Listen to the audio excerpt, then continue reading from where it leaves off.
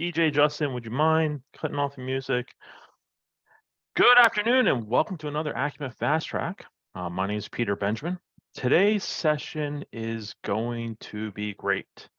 We have one of our favorite experts here. He'll impart some valuable words of wisdom and prepare and perhaps teach us a thing or two about reading the current market. Before we dive in, just a few housekeeping items. This session is being recorded and will be posted to our website at a later date. I will be monitoring the chat. Feel free to ask questions and I'll do my best to weave them in. And finally, we have a lot of great things happening this year. We couldn't be more excited for our second in-person event happening in Arlington, Virginia, right outside Washington, D.C. on April 18th.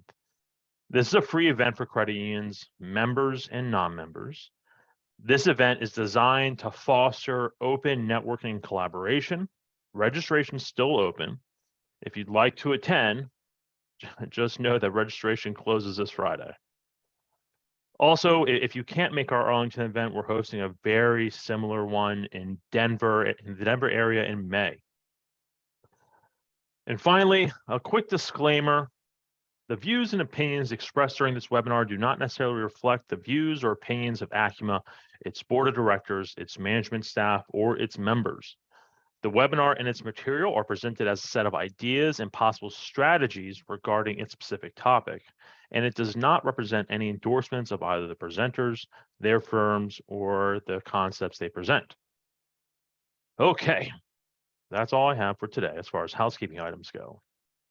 Today's webinar is being brought to you by Arch Mortgage Insurance. Joining us today is Tom Murphy, Senior Vice President of Credit Union Sales. Tom, welcome. Thanks for being here, and it's very good to see you. Thanks, Peter. Glad to be a part of Mr. Bodnar's session, and I'm glad you went through the disclaimer because I might have a couple personal opinions that I might need to throw that disclaimer in there too. So okay, we're on the same page and in the same boat. So thank you. I like it. Okay. All right, Tom, real quick. Sure. Thank you for sponsoring today's session. We're very grateful. But also, I personally want to thank you. I also want to thank Arch for being such amazing supporters of ACUMA and really the credit union movement as a whole. So thank you for that. Now, glad to be a part of it. Thanks. Good. Now, Tom, I don't know about you, but today's topic is really one of my favorites. There's just something about an economic update that gets me pumped up. Especially now, really more than ever with everything happening in our industry.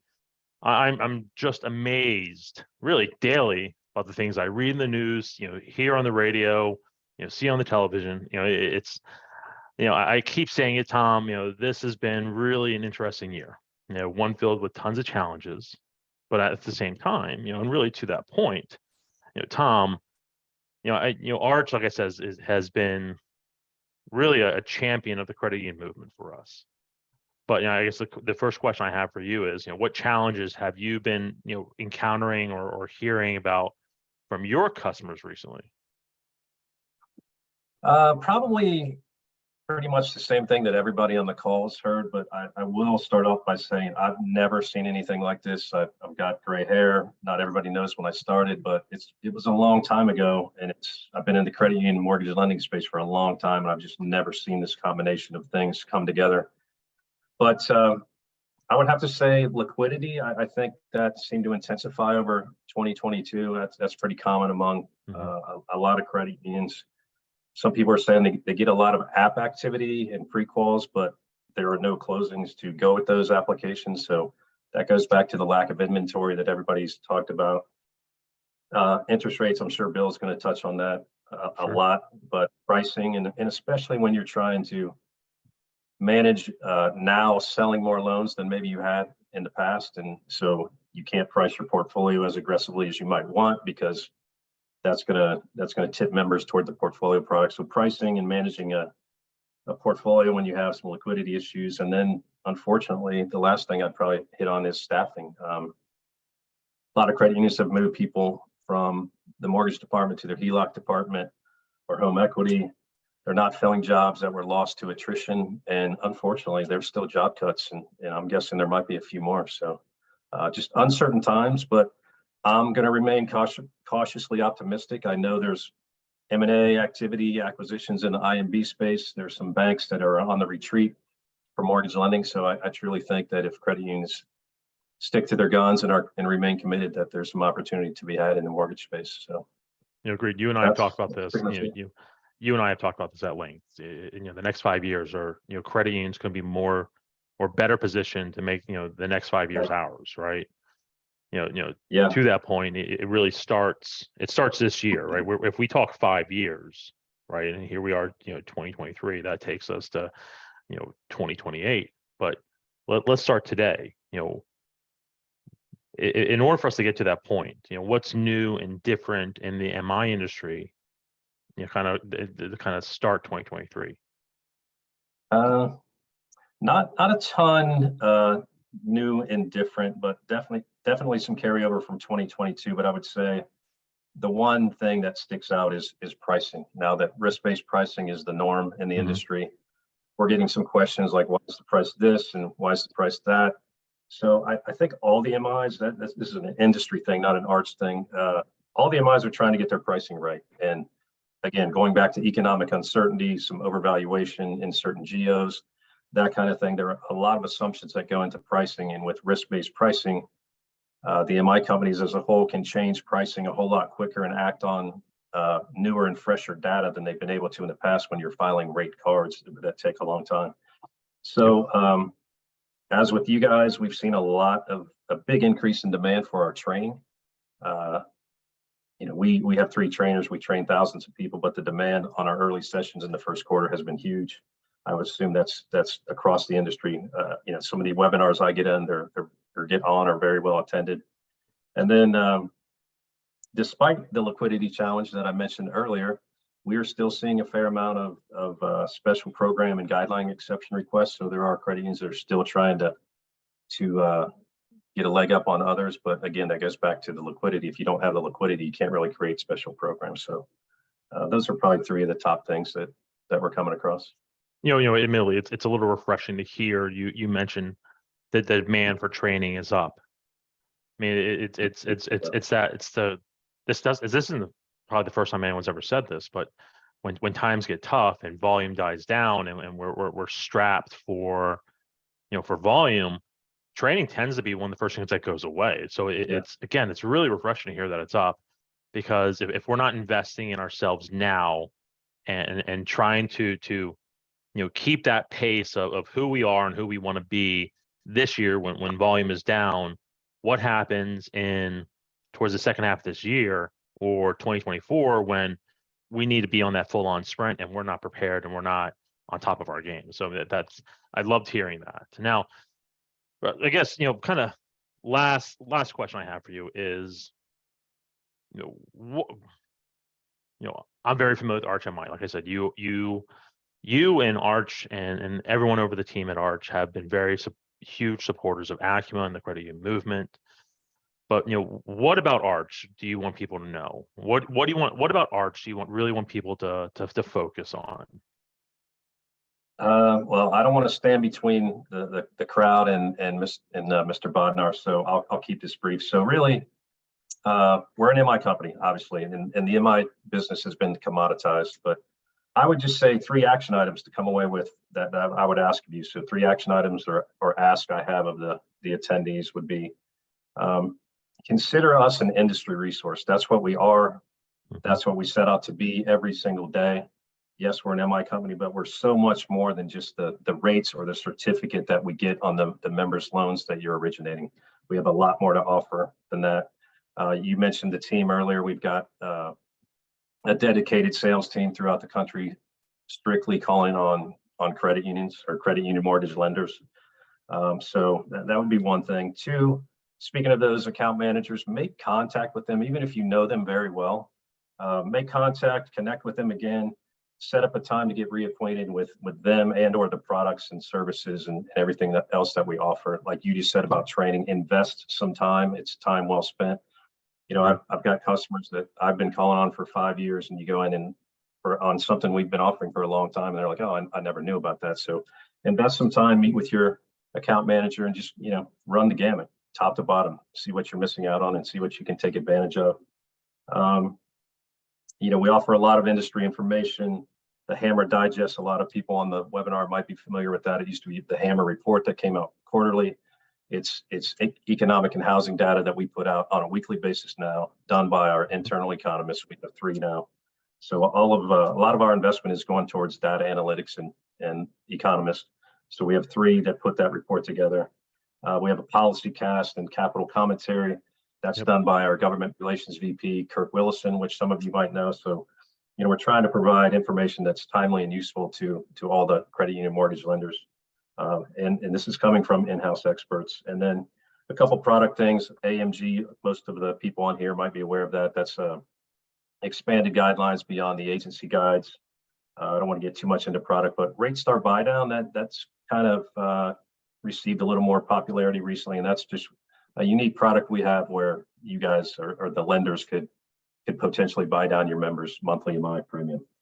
And then lastly, that would be follow us on LinkedIn. Even if you're connected with your account manager, myself, Ira, Chad Shipman, follow Arch. I think it's a great place to get current and timely information, all of our products, services, everything we're offering, plus upcoming industry involvement, that kind of thing. So if you came away with one thing from Arch being a sponsor here, follow us on LinkedIn. That's what I would ask. So other than that, just make sure you're maximizing everything we have to offer.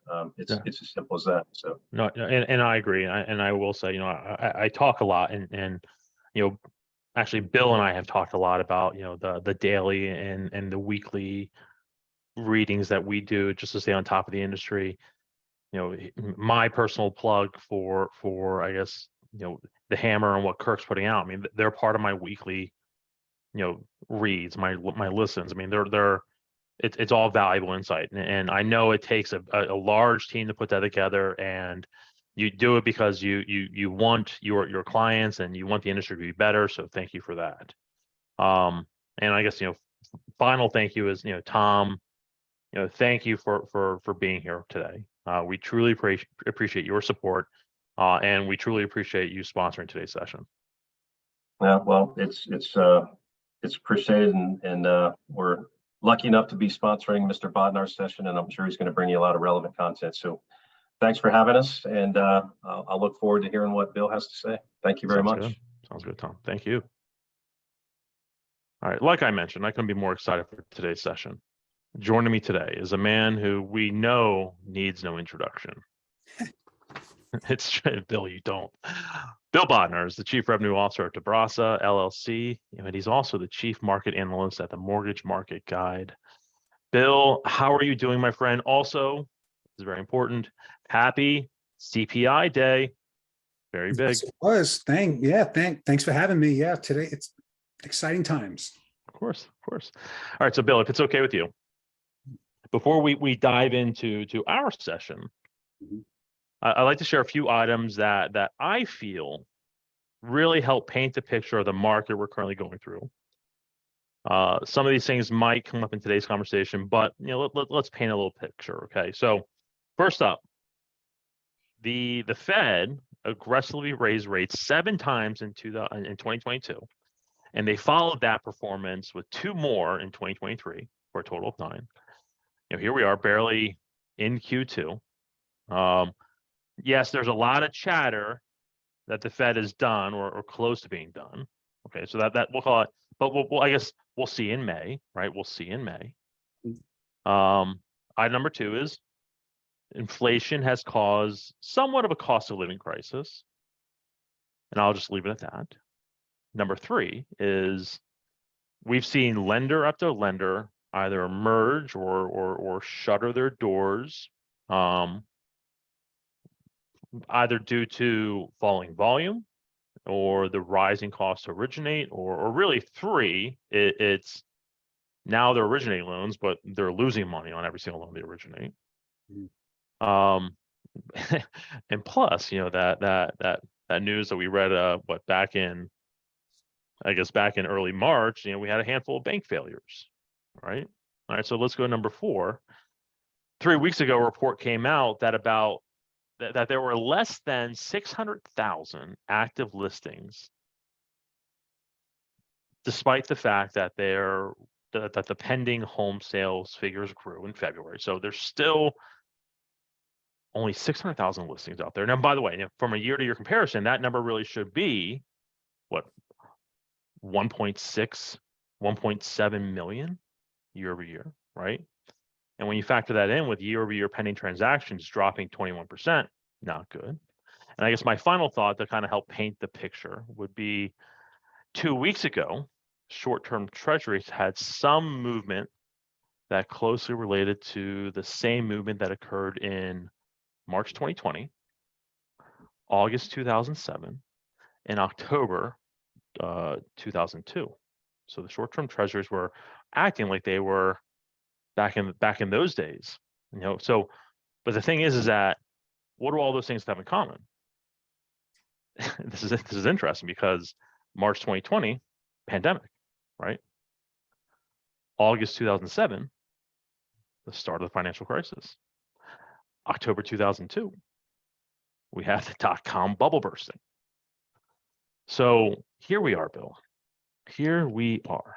So you got to tell me, there has to be good news, right? There has to be good news. I mean, you are the optimist in the room. Yeah. Tell me there's good news. There is good news, and we're going to go through a bunch of it. Okay. All right. So,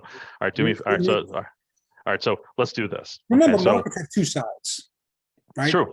It's true. It's true. There's the side that's jawboning, and there's the Bill Bodnar side, right? And we're going to go with that. So, all right. So, give me your top 6 things you're currently watching in our market. So, I've kind of painted a picture, right? What are the 6 things that you're watching right now? Let's list them out. At Mortgage Market Guide, we're thinking about, and what we share with you, our people: Fed, inflation, home loan rates, housing, recession, and then obviously there's a threat to it. You mentioned a couple of them, but that's what we're looking at. Okay, so I took frantic notes: Fed, inflation, home loan rates, housing, and recession. Okay, Yeah. So let's start at the top. Okay, what are you watching with the Fed? Okay, well, interestingly enough, as we were talking, and Tom, thanks for being on here and doing this for us. The Fed minutes came out from the last meeting.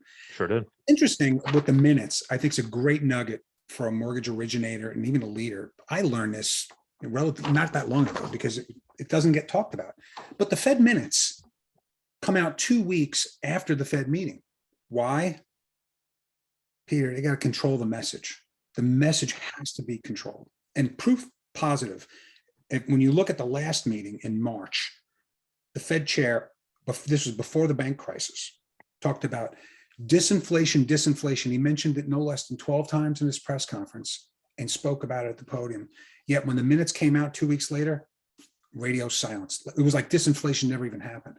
And so they do this with the minutes to kind of distill it, to control the message. And then, believe it or not, we won't find out what was actually said at those meetings for 5 years. It goes into a vault. So isn't it crazy? So anyway, the Fed minutes just came out, and this is breaking news for us in the mortgage business. And by the way, the bond market is liking it so far. Bond prices are moving higher, rates are going lower. So here are just some of the key nuggets that I take away. And there's like 12 bullets. And again, this just hit. Several participants commented that the banking sector developments were likely to result in tighter credit conditions and weigh on activity, hiring, and inflation. So when I hear that, the Fed is telling the market, hey, we're sailing off. We're coming, the rate hikes are coming to an end, right? So that's just another nugget. But if I may chime in on that's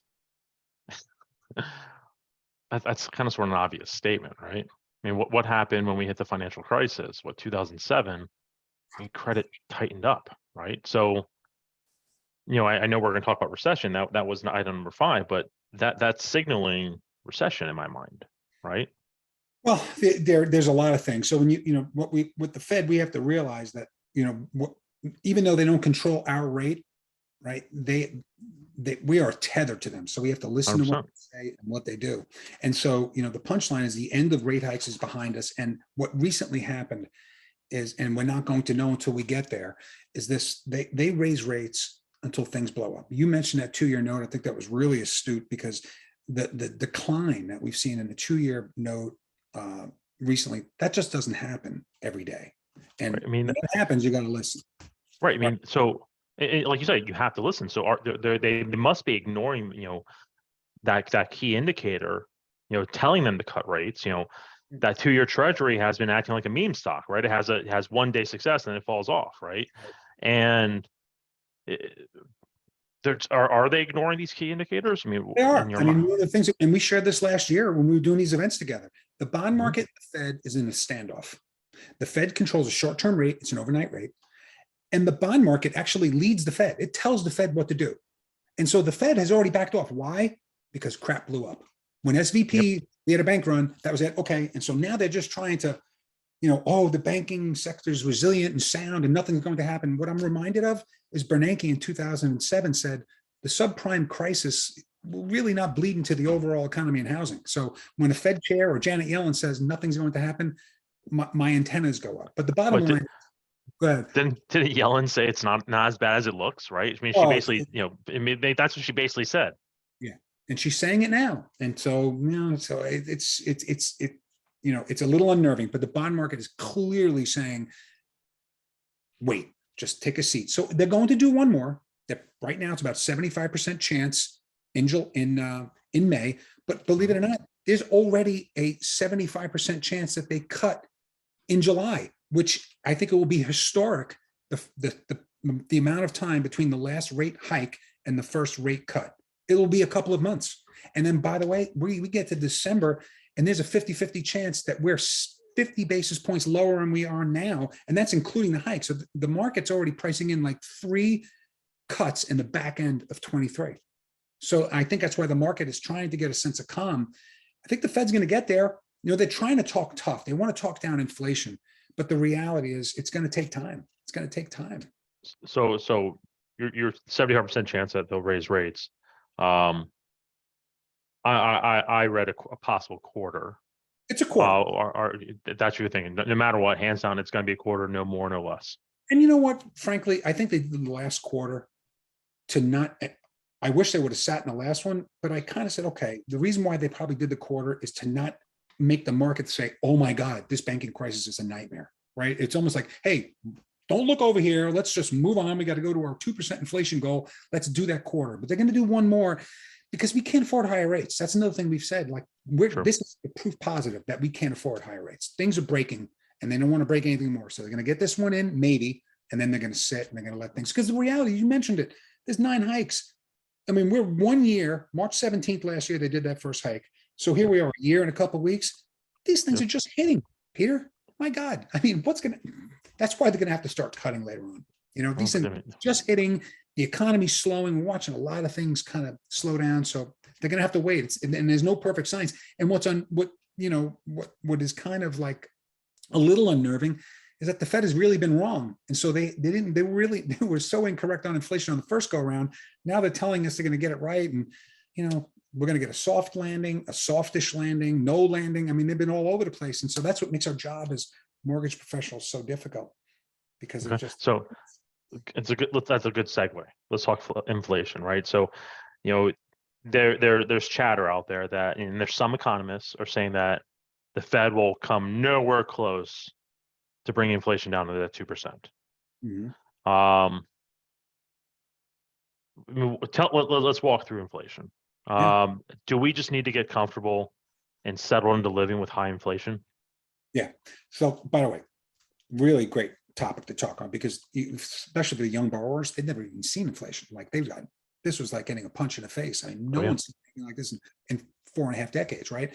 So inflation, the Fed's favored gauge, remember, an inflation reading came out in CPI, but when the Fed talks about 2%, they're talking about PCE. CPI runs hotter. PCE is 4.6%, a gigantic chunk of that. And the reason why, you talk about the optimism, a gigantic chunk of that inflation component, upwards of 50 to 60%, is shelter. That is a lagging indicator. Home sales slow, and then prices drop, and rents drop. The prices and the rents have only been dropping for the last, 5 or 6 months. Those will show up in the months ahead when those year-over-year number comes in. But when you talk about going from 4.6% to 2%, you know, you got to look at history. Back in the late 80s, we were at 4.6% when inflation was dropping, right, from those crazy levels, 89 or so, we got to 4.6%. Forget 2%. We didn't get to 2% for 16 years, but we did get to something in the twos, like 2.8, but it took a couple of years. Now, the Fed's own forecast calls for inflation PCE getting to 2% in 2025, which aligns with some of the historical preferences. But, you know, candidly, Peter, they've been so darn wrong on the first inflation. They're going to be wrong now. In fact, they've even said that high inflation was transitory.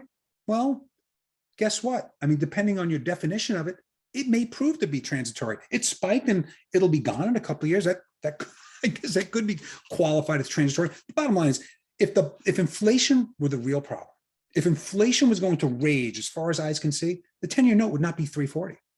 I mean, that's an easy thing to tell a client, a member, a partner that you're talking to. I mean, that's just reality. The bond market is the smartest person in the room, right? I think I know some things. There are a lot of people much smarter than me on both sides of the argument. But you look at the price action and you look at the markets, the forward-looking indicators of inflation. It's called the break-even rate. It's basically the bond market assessing what would inflation look like, because I need to take that and lob it on top of the 10-year note yield so I can make up for inflation. It's 2.25, Peter. So if the bond market is saying inflation is going to be 2.25, they need to start talking about something else. You can't be looking at backward-looking inflation reports because the bond market's going this way. It's Wayne Gretzky. They're going where the puck is, not where, you know, where reports were in the back. And it sees housing coming down and commodity prices coming down, all this stuff. And now unemployment starting to be created and, you know, just a general slowdown. All this stuff is disinflationary. So it's a good story for us. And the housing, believe it or not, it's our world that's keeping the inflation levels high to a degree, but that is going to come down in the future. So it's really reason to be optimistic. Okay, very good, good, good. Any thoughts on CPI? Yeah. So the CPI component, and I had to take a look at it this morning. The core number that they look at running at 5.6%, like 60% of it was shelter. And that's why the bond market gave it a pass. I mean, 5.6% is still a lot higher than where it needs to be. But the market's smart enough to look and say, okay, but it's coming down. Is it going to go like this straight down? No, we don't want to do that. But it's going in the right direction. So when it comes to inflation, a couple of things are going to happen in my eyes. We're going to get to 2% at some point, or the Fed's going to have to change their goal. I mean, remember, you and I were together when the Fed said, oh, we don't want 2% inflation. We want the long-term run rate of 2%. So we'll let it ebb above 2.5. I mean, this happened when we were together, not like 40 years ago. So people forget these things. So now they may turn around and say, hey, you know what? Inflation's persistently high. Hell, they told us that it was transitory and we have to retire it. Well, maybe it is going to stick around at a little higher level and they'll just have to be patient and let it drop.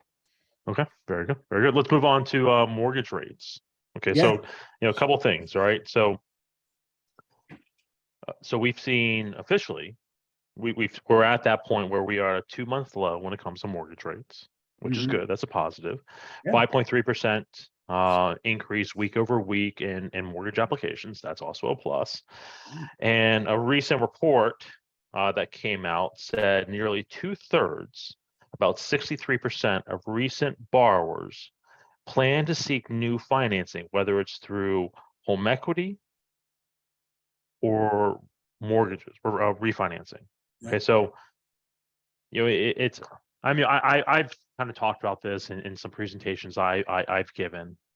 Yeah, there has to get to a point where people aren't so scared to refinance or buy that next house, right? I can understand what was that the report about a month ago. A report came out saying 99% of borrowers had an interest rate below 6, right?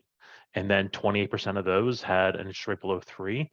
You know, are we at that point where it's starting to make sense for those people below 6 to refinance because their rate may not change that much? And at what point in time, with those people below 3, when does it make sense for them to refinance?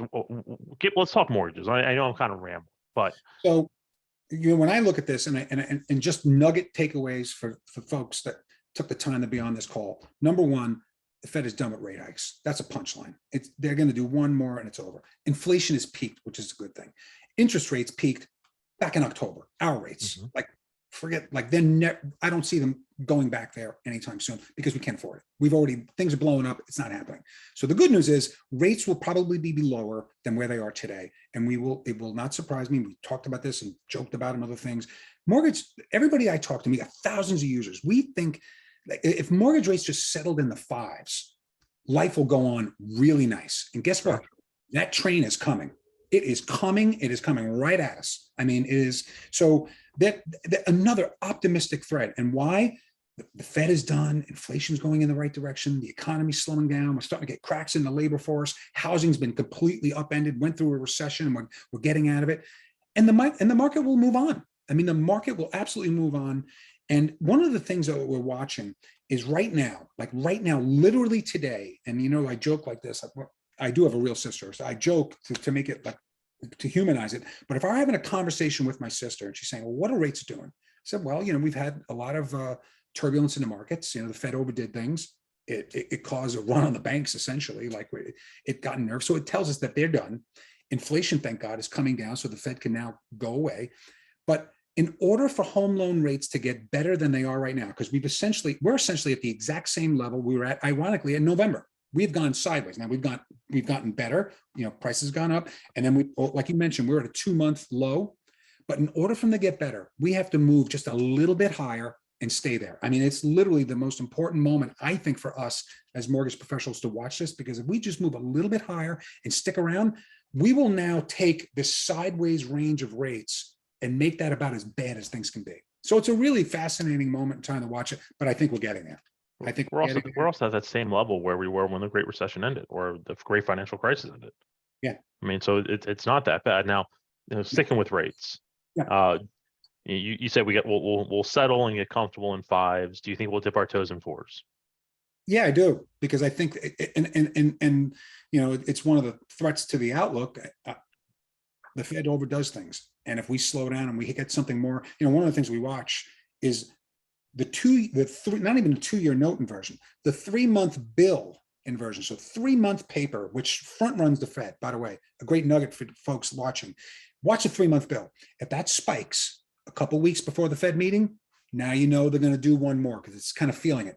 But once it stops spiking, Fed's done. I mean, literally the 3-month bill in my eyes tells the Fed it's over. Like it's stair steps. So I think the 3-month bill is going to roll over, tell the Fed, Jay, you're done, you're finished. But the inversion between those two instruments, between the 3-month bill and a 10-year note, it's like 150 basis points. I mean, it's completely out of whack. It's completely out of whack. So that's telling us it's screaming recession. I mean, it is screaming recession, while everybody says, even Yellen last night, we don't see any economic downturn. I mean, I don't know what she's smoking, but it's not nice. She should be honest that there is a lot of risks out there, and there are. Now, we could talk, when we talk about recession, maybe this is a segue to jump into that. I don't see anything material. I know there's a lot of dark clouds. We're navigating, why are interest rates improving? Is it inflation coming down, or is it dark clouds in a recession? I think there could certainly be something near a recession or at a recession, but it's probably not going to feel great. But because the labor market's that's on my list. Let's not go into that too much yet. Okay, but then I'll stop there. All right. So I do want to make the optimist go somewhat negative, if that's okay. Good luck. I'm gonna try. I'm gonna try. And this is a curveball, and this is just you thinking outside the box, and I welcome it. You could easily tie the recent drop in interest rates. You can easily tie it to the bank failures, right? Literally the following week, mortgage interest rates started dropping. That's right? What else has to happen in your mind? What could potentially happen that could almost speed up the fall of interest rates in a negative way? What do we have to watch out for that could potentially happen? Is it another bank failure that we're just not aware of? I mean, is it, should we be concerned? What's the latest news on Home Point exiting the business? Do we need to be concerned about IMBs exiting the business? Is that going to impact interest rates at all, or is it strictly going to be based off what the Fed's saying and any potential bank failures that could occur? Or do you feel comfortable that they're done? Oh, I'm absolutely comfortable that the Fed is done. I don't see that anything going beyond May whatsoever on the rate hike side, and long-term rates are going to be driven by market forces. And there's a bunch of dark stuff that you didn't even mention. China, BRICS, a bunch of other stuff that's out there. I mean, there's a lot of stuff out there. There's enough dark stuff to go around. I don't see, and then the biggest thing though is the cumulative nature of the rate hikes. Mhm. The Fed has to sit and wait, because we just mentioned a bunch of bad stuff that could happen. Well, maybe it's a really good time for the Fed to just sit on their hands and say, hang on, you know what? Let's let things seep into the economy. And I think that just has to happen. And then the Right. good news is the market settles in like it is now. The market, we found the bottom in rates, right? Or, like we've gone pretty much sideways over the last 6 months, up and down a little bit, but pretty much sideways. And then it breaks out to another new high in price and a low in yield. And that's probably going to happen. So I wasn't able to go down a dark road with you. Come on. Let's how about this? We can easily list out things that could potentially push rates further down, right? Yeah. Where there's still very much a war in Ukraine, right? There's oil. 1 year ago today, actually not 1 year ago today, but 1 year ago we talked all about oil, right? And that playing it, and it doesn't help that there's been recent brokered negotiations between Saudi Arabia and Iran for peace, brokered by China. It's that very well could change the atmosphere of what oil prices does. It's a killer. It could be a killer. It could be a killer. Yeah. I mean, but also what happens with agriculture, considering the fact that all the rain and snow that the West got, right? That very well could play an impact as well. I want to touch on that for a minute, because you mentioned energy, and because you mentioned that, I'm just going to jump in. It is one of the things that makes me absolutely, my brain melt, because right now I'm looking at this very simply, and I'll stay out of the politics of it. But as a country, while we're so divided, we are all united that paying for gas $5 a gallon, it sucks. It just makes people miserable and unhappy. And right now I'm looking at this, when our strategic petroleum reserves have been knocked down to a nothing, and now oil's going higher. Essentially, the Middle East has become our energy secretary. She's been completely she can't do anything. She has no oil to help us, and now has to beg bad actors. It's a bad spot to be in. And by the way, it's beyond even the financial impact. It's a safety impact. You talk about energy safety or energy, it's a nutty policy. And we should all be a little concerned about that, because when energy goes higher, it's everywhere. We experience it. A big part of our inflation will go down immediately if oil dropped to $60. If oil went to $60 and $50, you wouldn't even find inflation. It would be because it's everywhere. We lived through it. Diesel went up, and it permeates the food supply chain. This on the web. Oops. And it's everywhere. Siri's always listening. Yeah. That is definitely a threat. It's one of my threats to the outlook. Watch it closely. I can't stand the fact that we're not energy independent. And we should all be upset, because the idea that someone said we only need energy for 10 years is ridiculous. We need it for 5 decades. We need a plan, right? We got to have a plan. There's no plan right now. So it's scary. I almost got you on a really good soapbox, and you almost went down a rabbit hole. I'm going to pull you back. Thank you. Let's talk housing. Yeah. Because we have to do it, because there is one more topic after housing, and that's the recession. But real quick, I want to throw out a number to you.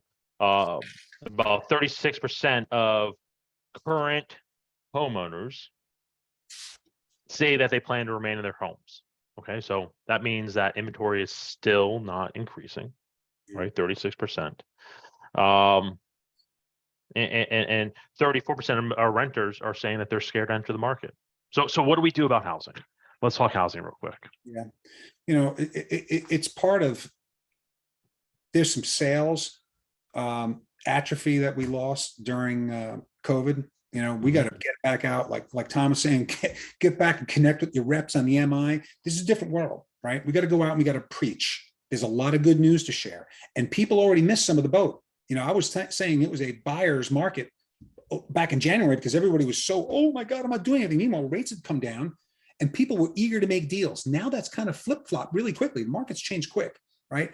But we need some stability. Once folks understand that rates are done going up, and they have, And yes, no one's going to fix the supply problem right now. That's going to just work through it. I don't have any answers for it. I mean, that's state, federal, local, help people build homes quicker, maybe do some sort of programs to help people move out of a house. But if rates settle in the fives, people will move out of their existing homes too. And so there's a story to be told, but it's everybody that's on this call, us, ACUMA, Arch, there's a word that we got to preach, and it's not all bad, right? We know what happens when you're home, wealth, long-term wealth, those are the things I need to be thinking about. And shelter, I mean, the idea you're going to take your rent and your rising rent and taking your rising pay and giving it to a landlord is just lunacy. And so we need people on this call to share that message. Right. One thing I firmly believe is that, hey, I get that there's no inventory out there. I get it. So you don't have to buy an existing home. You can build one. There's still tons of land. I did a report for a presentation I did back in March, and it was based off San Antonio and Dallas. And it was almost like within an hour drive from the center of Dallas, or an hour drive from the center of San Antonio, there was like 2,000 pieces of land for sale. I mean, that's ridiculous. Yeah. And it's still very affordable to build a home, especially if you build it custom. Oh, right? Exactly. And by the way, great point. The one of the hurdles would have been 2 years ago, 2x4s. Everything, but everything has come down. Every piece. I mean, I think the cost year over year have gone down 60% each of the last 2 years. So we're almost back to pre-COVID days to build a home. And so, right. Yeah, it's, but I think in January, we got a taste of it was like a canary in the coal mine. It kind of gave us a taste. Folks are really rate conscious, right? Really rate conscious. That's why the loan officers and the credit unions on this call need to have their folks armed with this, because the consumers are. You can't have them coming in and telling you what is happening in the market. So being able to kind of walk through, being able to see back in January, housing improve on a modest improvement in rates, and now we're there again, and we know we're going to go another level. What happened with the bank, I think, is almost a put. It's almost a backstop that it can't get any higher. Like that, sure. It just can't. So there's a nice path for us here, but we have to share the story. There's always opportunity. There's a saying, buy when there's blood in the streets. Back in January, nobody wanted a home, right? That was Baron Rothschild. Nobody wanted to buy a home in January. Those people that took advantage of it in January looked pretty smart. They got an interest rate that was good. They had a pick of the litter. They had buyers that were really aggressive because they didn't know what was going to happen. And now the market's like, oh, wait a minute. Now rates have settled in. It's springtime. The sun's out. The flowers are blooming. I think that the fact that homeowners are conscious of where rates are tells us that there's incredible demand. Incredible demand. They're like waiting, like tick to tick. And so be that guiding light. Help them understand what's going on out there. No one's going to fix the supply problem. We're all fighting the same fight. Right. There's demand, which also tells me, hey, all you have to do is just be in front of them, and they'll come to you. Right? That's right. All right. Last topic.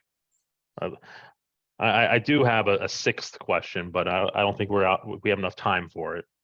So let's talk recession real quick before final words. Yeah. All right. So we talked. I made you pause earlier about diving to the recession topic. But, we've talked a lot about May and the possible quarter rate hike. Yeah. Now, this isn't something we've been talking about for the past year, right? Here we are going into May with a possible 10th rate hike, and everyone's saying shortly following that, the Fed will probably cut rates, right? Well, what happens? What tends to prompt that is a recession. So does that quarter finally tip us over into what the Fed is going to acknowledge as a recession? All right. Well, I'm not really sure what drives the Fed. You and me both. We can't figure this out. But here's what's interesting. And again, I'm reacting in real time, so I'm glad this is being recorded. I look back in December. December 19. The Fed raised rates in December of 19. I think it was like the fifth hike that year. And when they raised that rate, the 2-year note drove off a cliff. It basically said, stop. And then every expert was out there, including Bank of America, Goldman Sachs, their own Fed forecast. They said they were going to raise rates 4 times in 2019, and they ended up cutting in July. It would be remarkable that if the bond market come May 2nd or 3rd, I think is the meeting, just in a couple of weeks, if the bond market would say, okay, now you're done, and it drives off a cliff, because I really do think they're completely done. They're going to get it in. I don't even think it's almost like they have to do it. Like, this is our forecast. We're going to 5.1. It's a number. It's a number. What does it even mean? They don't even know. And then they're going to cut. The market's telling them, forget the 5.1% Fed funds rate. You're going to cut 3 to 4 times this year in the back half. So go do your stupid rate hike, but you're going to have to back off because the economy is slowing down. I can't figure them out. So you got to watch the price action. You got to close your ears, and let's hope that they get rid of what's called forward guidance. Don't talk anymore. That would be the best thing. All right. So yes or no question. Will we see one? A recession? Yeah. We'll skip over it. I don't know. You know what? If there's a really good chance. I just don't think it will be really tough. I think, I especially going into an election year, again, I put that kind of mindset on. I'm like, are we going to allow this economy to drive off a cliff? No. And the labor market's tight. I don't think you can have that bad of a recession with a labor market. We have 3.5% unemployment. So even if you lost another 700,000 jobs, that's still strong. If you lost another 700,000 jobs, Peter, you have 4% unemployment, which is still full employment. But the best part of it is that the labor market, jobs buy homes. Yeah, we want interest rates to go lower. Peter, you could be the nicest guy, the most handsome guy, the best rates in town. But if I'm in fear of losing my job or I don't have one, I can't do the deal. So let's just hope the Fed's not that successful in creating employment. Okay. Well, Bill, I always appreciate you. We are approaching time. Yes, sir. So before I wrap things up, any final words? Yeah, I want to piggyback on Tom's thoughts about reconnecting with your reps and your resources. I think the last couple of years, you had a lot of time to think. Last year, right? Different market, but there's new things new ways of getting things done, and new programs, and we got to reconnect with our folks. We had kind of forgotten about them. There's been a lot of sales atrophy. I think there's so much information out there, like we're sharing today. Be a guiding light, be a sounding board, be a resource, be the expert in the room. Peter, at the top of the call, you said that the credit unions are really well positioned for the future. I wholeheartedly agree. And so, banks back in there. I mean, it's such a wonderful spot to be in. Take advantage of this time. You have them right there. Bring that information, and that's what I'm thinking about. Okay, Bill, that's fantastic. I appreciate all that you do for our members and supporting ACUMA, and of course spending time with us today. I look forward to catching up with you at a future event. Thank you. Maybe I'll see you in a couple of weeks in Potomac. Sounds good, buddy. Sounds good. Thank you very much. Of course. Once again, everyone, thank you. And thank Tom Murphy and Arch for sponsoring today's webinar. And again, special shout out to Bill Bodnar for his valuable insight. And to everyone listening, thank you for attending today's webinar. Your time is very valuable, and we appreciate you spending the better part of an hour with us today. We hope you enjoyed today's session. And finally, don't forget to check out acuma.org or our community page for the latest updates on all of our in-person events. Other than that, everyone, have a great day. Take care.